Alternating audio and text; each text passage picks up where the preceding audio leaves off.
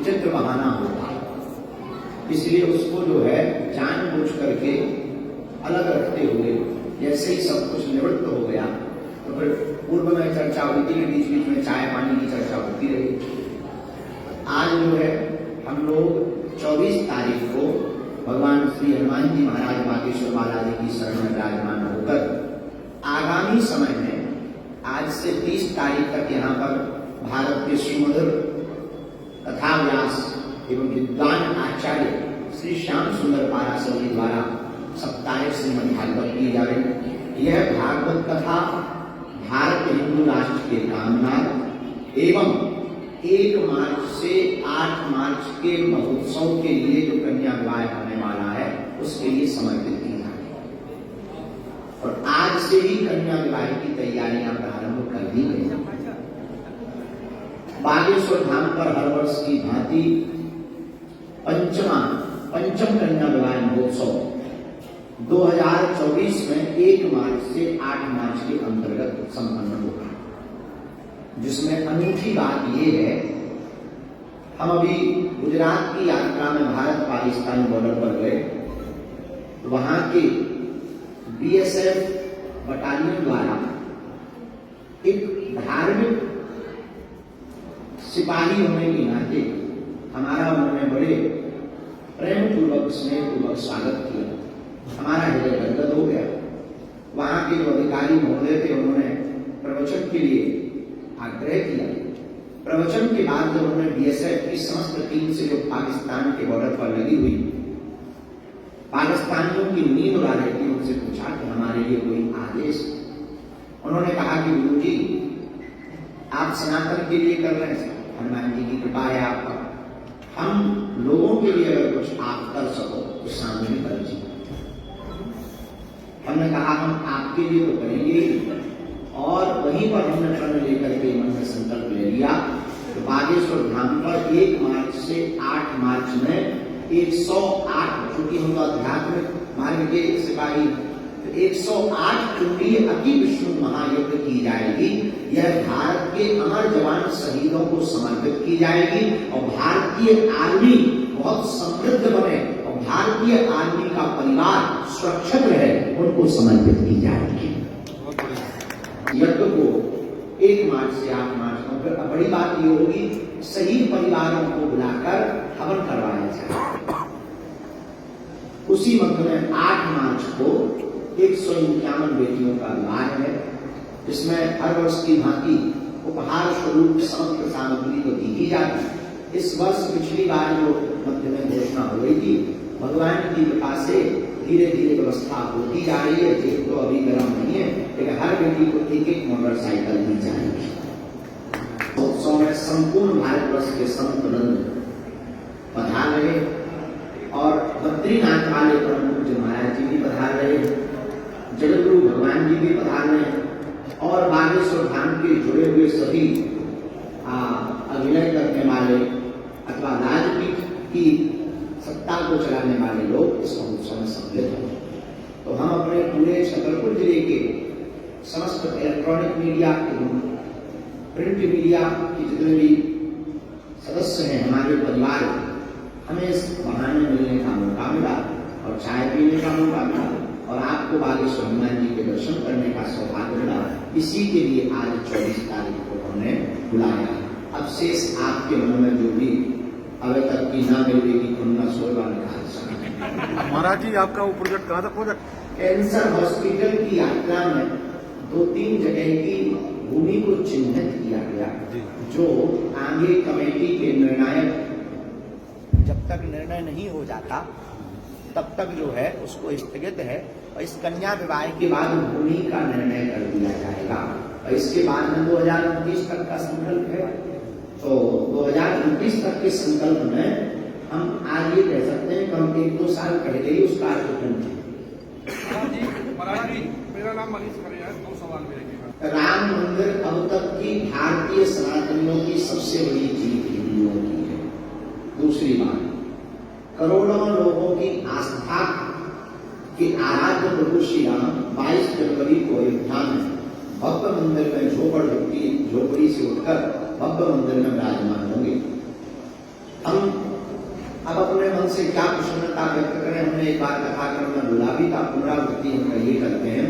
हमारा मन तो इतना प्रसन्न है, उस दिन तो हमारे मन में ये आ रहा कि अकेले में 4-5 महात्मा बैठा है, हमें पहले खूब दबा के रसगुल्ला खिलाया, खुद खाए, और फिर जय श्री राम वाला गीत बजा के अच्छा डांस कर दिया। हम तो इतने प्रसन्न हैं, और हमारा मानना है कि इससे कहीं लाख गुना हमारे भी हनुमान जी भी प्रसन्न होंगे उससे। तो राम मंदिर में आज तक सबसे बड़ी अहम भूमिका राम कार्य सेवकों, जिन्होंने अपने प्राणों की बलिदानी दी, जिनके कारण सरयू जी का पानी लाल हो गया था, और उन पूर्वजों और संतों को है जिन्होंने प्रण तपस्या करके राम मंदिर बनाने के लिए अपने प्राणों की आहुति दे दी, अपने तपोबल को लगा दिया। राम मंदिर बनाने की भूमिका में हमारे परम पूज्य जगतगुरु तुलसी पीठाधीश्वर धर्म चक्रवर्ती रामानंदाचार्य तुलसी पीठाधीश्वर पूज्य गुरुदेव भगवान, जिन्होंने सुप्रीम कोर्ट में खड़े होकर के ललकार कर वेदों का प्रमाण प्रस्तुत किया था, और राम मंदिर में एक विरहिणी की तरह भूमिका वर्तमान माननीय प्रधानमंत्री जी की भी है। तो आरएसएस स्वयं सेवक संघ के कार्य सेवकों ने जो बैक स्क्रीन में कार्य किया और बहुत जमीनी स्तर से जगाने का कार्य किया, उसके लिए निश्चित रूप से यह भारत के समस्त राम भक्त ऋणी रहेंगे। हमको आमंत्रण आया, हम निश्चित जाएंगे। ऐसा हो सकता ना भी आमंत्रण आता, उस काम के लिए तो हम जबरदस्ती पहुंच जाते। अब भाई नहीं देता तो बात अलग है, पर सरयू जी में डुबकी लगाने को देता। पर आगामी में पूर्व में जो है हमारी वार्ता एक सरकार के अधिकारी महोदय से हुई, और उन्होंने एक ऐसा प्रस्ताव रखने का प्रयत्न किया, और भगवान की कृपा से वो बहुत जल्दी संपन्न होगा। बागेश्वर धाम परिक्षेत्र के अंतर्गत समस्त सनातनियों की आस्था और बागेश्वर धाम पर बढ़ती हुई भीड़ को देखते हुए यहाँ पर सरकार के साथ मिलकर के बागेश्वर जन सेवा समिति के सभी सदस्य और बागेश्वर जन सेवा समिति एक ऐसे कॉरिडोर का निर्माण कराने जा रही है, जिससे आने वाले भक्तों को किसी भी प्रकार की कोई असुविधा न हो। प्रचलन प्रारंभ कर दिया जाए, ताकि आने वाले श्रद्धालुओं को बुंदेलखंड के इन तीर्थों के बारे में भी पता लगे। कहीं भर की देखिए, आप गुजरात गए हमारे साथ, अंबाजी गए, अधूरी जानता है। गुजरात के मध्य में गांधी धाम है, और वहाँ भी ट्राइबल एरिया है, कन्वर्जन था, वहाँ भी की। और कालांतर में यह यज्ञ संपन्न होने के बाद अमुक क्षेत्रों पर कथा का आयोजन किया जाएगा, जहाँ पर कन्वर्जन ज्यादा है, जहाँ के हमारे आदिवासी समाज के क्षेत्र लोग, आदिवासी समाज के लोग जहाँ बाहुल्य बहुत मात्रा में मिले, वहाँ पर आयोजन किया जाएगा। 7 बेटियां हमने अपनी समिति को कह रखी, 60 से 70 बेटियां मातृ पितृहीन, जिसमें से कुछ बेटियां एक जैसे किसी की मां नहीं, किसी के पिता नहीं। इसमें महत्वपूर्ण मातृ पितृहीन के साथ, अनाथ के साथ साथ उन बेटियों को विशेष हमने कहा है जिनकी स्थिति अति दयनीय है। उसका निर्माण रच गई, लिख गई, छप भी गई, उसका प्रकाशन हम सोच रहे हैं कि फरवरी महीने में पहले उसका विमोचन कर दें। कन्या विवाह महोत्सव में उसको जो है बागेश्वर हनुमान जी की दया से उसको सर्वत्र पहुंचा दिया जाए। और इस महोत्सव से निवृत्त होने के बाद में स्कूल कॉलेजों में उसके जो है परीक्षा की तैयारी हमने करवाई है। आपकी चीज नहीं मांगेंगे तो बात दूसरों की मांगेंगे। वो अपने बाप की बात होती है पीओ के, तो कथा के माध्यम से क्या, अब हम तो अपने मजबूत नहीं है, हड्डी पसली हमारी कमजोर है, नहीं तो हम वहाँ ललकार करके ले लेंगे। वर्तमान भारत सरकार में इतनी दम है, वर्तमान माननीय प्रधानमंत्री में इतनी सामर्थ्यता है, और भारतीय नागरिक होने के नाते हमने भी वोट डाली है, तो हमारे वोट का अधिकार है कि पीओके को वापस मिलाया जाए बेझिझक। इसलिए हमारे जीवन में हम जिससे जुड़े हम उसी से प्रार्थना करें। हम हनुमान जी से जुड़े, उनसे हम प्रार्थना करेंगे, हमारे लिए वही सर्वस्व है, और आप लोगों को बता सकते तो जितनी हमारी स्वयं की सामर्थ्यता। अनुष्ठान तक हम चूंकि आचार्य परंपरा के, सनातन परंपरा को मानने, वैदिक परंपरा को मानने वाले हैं, हम प्रभु दीक्षा पर बहुत भरोसा करते और कर्तव्य पर भरोसा करते। तो वर्तमान भारत सरकार कर्तव्य करे, हम प्रभु से प्रार्थना करेंगे, मिशन सक्सेसफुल होगा। समझने का एक एक स्टेप बढ़ता चला, बस इतना ही है। महाराज जी, हिंदू राष्ट्र के मुद्दे पर 1 साल से लगभग हम लोग कवरेज कर रहे हैं आपका, और आप लगातार हर मंच से भारत हिंदू राष्ट्र बनने का आह्वान कर रहे हैं। चुनाव में भी काफी कुछ ऐसा रुझान समझ में आया कि भारतीय जनता पार्टी का भी यही मुद्दा है, दबी आवाज में समर्थन भी मिल रहा है। अभी कितने प्रतिशत लोग भारत के हिंदू राष्ट्र वाले मुद्दे पर आपके समर्थन में हैं आपके हिसाब से? हम परसेंटेज से तो बांट नहीं सकते, इतना कह सकते हैं कि जो जगे हुए हिंदू हैं वो हमारे साथ हैं, जो सोए हैं हम उन्हें जगा कर रहे हैं। महाराज जी, एक सवाल ये है कि हमारे भारत के युवान अपनी युवा ताकत को, अपने जो है तेज को छीन कर रहे हैं 2 कौड़ी की नशा। सबसे बड़ा नशा माता पिता की शान बढ़ाने है, सबसे बड़ा नशा भारत की आन बान शान बढ़ाने है, सबसे बड़ा नशा हिंदुत्व के प्रचार में है, सबसे बड़ा नशा भक्ति में है। इनको अभी ये रस प्राप्त नहीं हुआ। ये रस अगर इन भारतीय युवाओं को मिलेगा तो नशे में ग्रसित है। हमें बिल्कुल पक्का भरोसा है। अक्सर हम एक बात बोलते थे, जाम क्यों पीते हो, जाम शाम को पियोगे, सुबह होकर जाएगी। अरे मूर्ख, प्रभु का नाम पीकर तो देख, जिंदगी भर के लिए चल जाए। महाराज जी, ये वो समय आ गया घिस गया ये सवाल। घिस तो गए, फिर आज ढीलू हो जाए, ढीलू हो जाए। आज कौन शादी कब तक? आपकी आज्ञा से आपकी शादी कब तक संभव है? महाराज जी, बहुत जल्दी है, क्योंकि हम इतने पक गए इतने पक गए कि अब हम ही खुद कहने लगे कि माता की ढूंढो बहू। महाराज जी, क्योंकि अभी बीच में कुछ ऐसे कार्य हुए, हम बोलना चाहेंगे इस विषय को, पूरा विषय को बोलेंगे। बोलिए बोलिए, नहीं बोल तो कुछ संकल्प अधूरे रह गए थे, उनकी तरफ बढ़ रहे तो हमने कहा तुम देवी जी व्यवधान नाम है। लेकिन अब क्या हो गया कि अभी कुछ पत्र आए, अब लोग एक लोग आरती महापुरुष देवियां, अरे सुन अभी 1-2-3 महीने के अंदर ये बहुत ज्यादा बढ़ गया। और बहनें बड़ी भावुक रूप से आती, उसमें कोई संदेह नहीं, उनकी भावना होती, हर भावना को स्वीकार। लेकिन 1-2 पत्र जो हमको प्राप्त हुए, उनमें एक पत्र, जैसे 4 पत्र हमने ऐसे छाटे, जिन पत्रों को उन्होंने कहा गुरु जी अभी पढ़ो।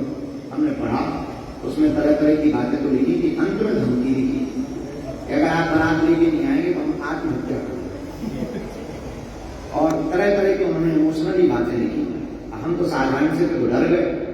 हमने अपनी पूरी टीम को बताया, भाई ये लवेरिया वाले लेकर आए और जिस प्रकार से जो धमकी दे रही। तो परसों हमने अभी एक वीडियो जारी किया, इस प्रकार का कोई विकृत न करें। हम सनातन हिंदू समाज संस्कृति के सिपाही हैं। हमारे सनातन में माता पिता गुरु आज्ञा से सब कुछ होता है। हमारी माता पिता जी जहां हमें आज्ञा देंगे हम अनुवाद करेंगे, माता पिता की आज्ञा से करेंगे। लेकिन अब ये प्रपंचों को बढ़ते देखकर, क्योंकि साधु को बर्बाद करना बहुत सस्ता है इस देश में, एक छोटा सा दाग जमीन के अंदर गाड़ देगा। इसलिए हमने प्रण लिया कि हम जल्दी इन सब कार्यों से फ्री हों, अपने मिशन में लगे रहें, आगे चलकर कालांतर में बहुत कार्य करने। तो जल्दी ही हम जो है सेहरा सजाने वाले। ऐसा कोई निर्लज्ज दूल्हा होगा जो ऐसा बोलेगा। कोई आपने देख रखी ऐसी कोई लड़की? अब हमने तो नहीं देखी, आपने देखी हो तो महाराज जी, महाराज ऐसे में अपने हिंदू राष्ट्र की संकल्पना कैसे करें? हमारे हिंदू राष्ट्र की संरचना में जब हिंदू समाज बटा हुआ है, हमारी हिंदू राष्ट्र के संकल्प में सबसे बड़ा विषय भी है जातिवाद। हमने जब हिंदू राष्ट्र की यात्रा प्रारंभ की तब हमने भारतीय लोगों से यही प्रार्थना की, हिंदू राष्ट्र आपका तब तक संभव नहीं है जब तक हम ब्राह्मण बनिया वैश्य क्षत्रिय और सेवक, जिस दिन हम हिंदू हैं, सनातनी हैं, इस बात पे गौरव करने लगेंगे और अपना परिचय हिंदूवादी होने के नाते देने लगेंगे, उसी दिन भारत एक दिन के अंदर हिंदू राष्ट्र घोषित हो जाए। कट्टर हमने बताते हैं, हम राष्ट्रवाद की बात करते हैं, सनातन को इससे जितना फायदा हुआ है उसका पहले आंकलन होना चाहिए। हम इतना कहते हैं कि इस भारत में कोई धर्म मजहब विरोधी भारतीय हिंदुओं के ऊपर आंख उठाकर नहीं देख पाएगा। जब तक हम जीवित हैं तब तक हम ऐसा करके ही मरेंगे, ये फायदा निर्माण का संकल्प है। 1-2 वर्ष पूर्व हमने इस कार्य को संपन्न कर लेंगे। अभी 2-3 जगह देखिए, इसके लिए पर्याप्त जगह हमको होगा। अभी 2-3